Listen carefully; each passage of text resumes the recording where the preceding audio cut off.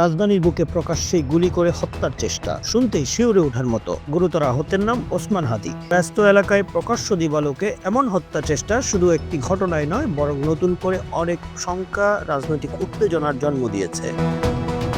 ঘটনার পরপরই সামাজিক যোগাযোগ মাধ্যম ও রাজনৈতিক অঙ্গনে শুরু হয়েছে নানা আলোচনা। অনেকেই অভিযোগ করছেন এটি কোনো সাধারণ অপরাধ নয়, বরং একটি টার্গেট কিলিং এর মিশন। অভিযোগ উঠেছে আসন্ন নির্বাচনকে বানচাল করতে পরিকল্পিতভাবে আরো অনেক হত্যাকাণ্ড ঘটানো হতে পারে, যদিও এখন পর্যন্ত এসব দাবির পক্ষে সরকারি তদন্ত বা চূড়ান্ত প্রমাণ প্রকাশ পায়নি।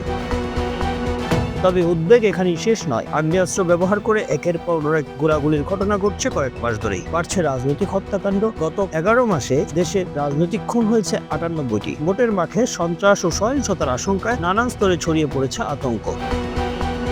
বিভিন্ন মহল থেকে দাবি করা হচ্ছে বেশ কিছু টার্গেট কিলিং এর ঘটনা ঘটতে পারে আগামীতে। আর এতে ওসমান হাদির উপর হামলার পরবর্তী টার্গেট হিসেবে উঠে আসছে হাসনাত আব্দুল্লাহ এবং ব্যারিস্টার ফুয়াদের নাম। এই তথ্য কতটা সত্য সেটি এখনো নিশ্চিত নয়। আইনশৃঙ্খলা বাহিনী এ বিষয়ে আনুষ্ঠানিকভাবে বিস্তারিত কিছু জানায়নি, কিন্তু প্রশ্ন হচ্ছে এই নামগুলো কেন আলোচনায় উঠে আসছে।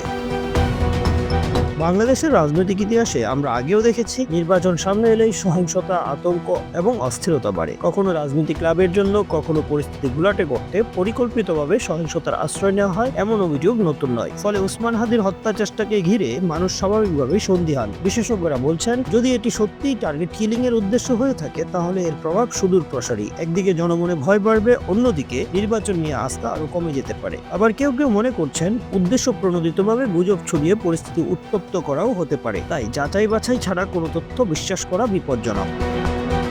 এই মুহূর্তে সবচেয়ে গুরুত্বপূর্ণ বিষয় হলো নিরপেক্ষ ও স্বচ্ছ তদন্ত। কারা জড়িত, কেন এই হত্যা চেষ্টা এবং এর পেছনে কোনো রাজনৈতিক উদ্দেশ্য আছে কিনা, এসব প্রশ্নের উত্তর জনগণ জানতে চায়। একই সঙ্গে যাদের নাম সম্ভাব্য টার্গেট হিসেবে দেখানো হয়েছে, তাদের নিরাপত্তা নিশ্চিত করাও রাষ্ট্রের দায়িত্ব। ওসমান হাদির হত্যা চেষ্টা কি একটি বিচ্ছিন্ন অপরাধ, নাকি বড় কোনো ষড়যন্ত্রের অংশ? এই প্রশ্নের উত্তর সময়ই দেবে, কিন্তু একটি বিষয় স্পষ্ট, হানাহানির রাজনীতি কোনোভাবেই গ্রহণযোগ্য নয়।